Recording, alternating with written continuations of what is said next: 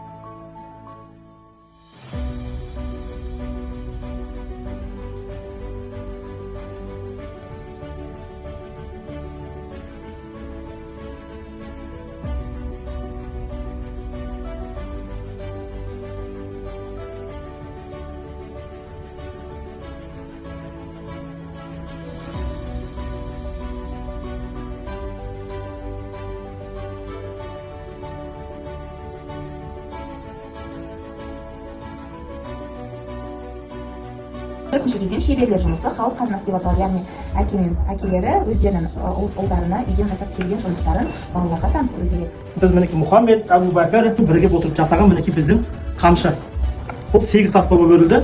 4 қырлы мінекей қамшының алақаны, көзі әдемілеп салған әшекейленіп толығы сапты. Ер азаматқа лайықты темір белдік, өз қолмен шыққан күміс белдік. Бұл ер азаматтың белінде жүреді, өз-өзіне сенімді азаматтар тағады. Қазақта құм айтарына құрметтеген соған мінекей өзіміздің тазымызға әшекейлеп күміс қарға бауын жасаған болатын тұғын мінекей. Кездік дейді. Кездік дегеніміз мінекей қазіргі тілмен айтқанда пышақ. Қарасаңыздар мінекей. Осы және өзіміздің жүйрік аттарымызға қазақта ер азамат атқа мінгеннен кейін жүгені әсем болу керек. Ол ғана әшейін сөзбен айтылмайды.